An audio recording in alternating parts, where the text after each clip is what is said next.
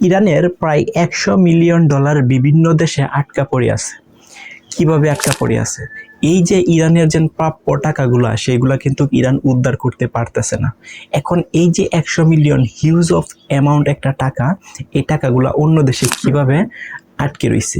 কারণ ইরান থেকে যে তেল সাপ্লাইগুলা করা হয়, সেই তেল সাপ্লাইয়ের যে লেনদেনগুলা হয় সেগুলা কিন্তু এই যুদ্ধের আগ পর্যন্ত কিন্তু ডলারে হইতো। ইভেন যুদ্ধর সময় কিন্তু এখন রাইট নাও কিন্তু হরমুজ প্রণালী দিয়া যদি জাহাজ চলাচল করে অথবা ইরান থেকে তেল নিয়ে যায় কোনো দেশে, তাহলে কিন্তু ওরা ঘোষণা দিচ্ছে যে ডলারে তারা লেনদেন করবে না। সো যুদ্ধ লাগার আগ পর্যন্ত কিন্তু সেগুলো হচ্ছে ডলারের লেনদেন হইতো।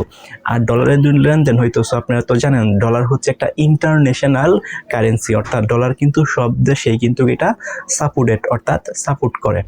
সো এই যে ইন্টারন্যাশনাল যে ট্রানজিশনগুলো হয় সেগুলো যে ডলারে হয়, সেই ডলারগুলো ধরেন ইরান থেকে তেল নিচ্ছে যুক্তরাষ্ট্র, পাকিস্তান, ইন্ডিয়া, সো ইরান, এরকম যে কান্ট্রিগুলো আছে এই দেশগুলো ধরেন বাংলাদেশে নিয়ে আসে ইরান থেকে তেল, সো নিছে।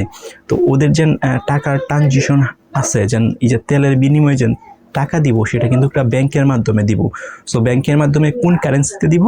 ব্যাংকের মাধ্যমে দিব হচ্ছে ডলার কারেন্সিতে দিব। এখন ডলার কারেন্সিতে যদি দেয় তাহলে হচ্ছে আপনার দেশ থেকে আপনার টাকাটা, আপনি ইরান থেকে তেল কিনে নিয়ে আসছেন, জ্বালানি কিনে নিয়ে আসছেন, আপনি ইরানকে টাকা দিবেন, সেটা তো ব্যাংকের মাধ্যমে দিবেন।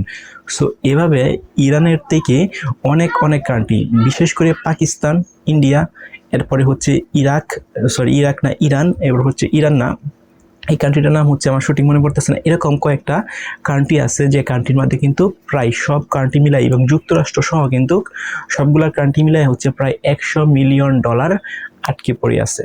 এখন বিশেষ করে এই যে কান্ট্রিগুলো আছে, ম্যাক্সিমাম কান্ট্রি কিন্তু মধ্যপ্রাচ্যের দেশগুলোর মধ্যে। এখন ইরান এবং যুক্তরাষ্ট্রের যে যুদ্ধটা চলমান আছে, এটার কারণে ওই যে আদার যে কান্ট্রির মধ্যে ইরান যে টাকাগুলো পাইতো সেগুলো তাদের নিজস্ব এটা লোক প্রাপ্য টাকা, এই টাকাগুলো আটকে পড়ে রয়েছে, তা ফিউজ হয়ে রয়েছে। কারণ এই যে লেনদেনগুলো আছে বা এই যে ট্রানজিশনগুলো আছে সেগুলো কিন্তু এখন সক্রিয়ভাবে অ্যাক্টিভ করা সম্ভব হচ্ছে না।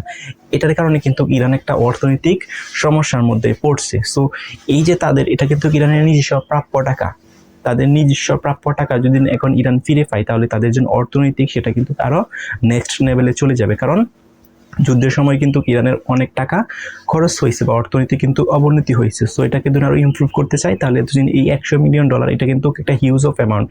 সো এটা যদি এরা ফেরত পায় তাহলে কিন্তু এটা ধরুন ইরানের জন্য একটা প্লাস পয়েন্ট হবে। ইভেন যুক্তরাষ্ট্রের কাছেও নাকি $2 মিলিয়ন অলরেডি পায় এই জ্বালানির যে বিক্রি করছিল, এই জ্বালানি বিক্রি করার টাকা। সো যুক্তরাষ্ট্র এটা কোনোই দিবে না। সো অন্য দেশের মধ্যে যে টাকাগুলো পায় সেগুলো কিন্তু অলরেডি ফিউজ হয়ে আছে। এখন এইগুলা কি আদৌ পাবে না এটার কোনো নিশ্চয়তা নাই।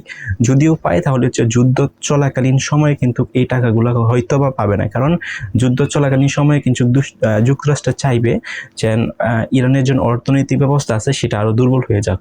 সো তাদের যেন এই যে প্রায় $100 মিলিয়ন যেন এইভাবে বিভিন্ন দেশে বা বিভিন্ন দেশের যে ব্যাংকগুলোতে আটকে আছে সেগুলো কিন্তু যুক্তরাষ্ট্র কখনোই চাইবে না সেই টাকাগুলা ইরান এখন বর্তমানে ফাঁক। সো এখন যদি ইরান এই টাকাগুলো না পায় তাহলে কিন্তু ইরানের অর্থনৈতিক ব্যবস্থা কিন্তু, যদিও ইরানের অর্থনৈতিক ব্যবস্থা দিন দিন ইমপ্রুভ হয়েছে, হরমুজ প্রণালী দিয়ে যে জাহাজগুলো আসতেছে সেই জাহাজগুলো থেকে একটা হিউজ অফ অ্যামাউন্ট হচ্ছে টুল আদায় করতেছে, এটার কারণে কিন্তু ইরানের অর্থনৈতিক অবস্থা কিন্তু আরো ডেভেলপ হচ্ছে।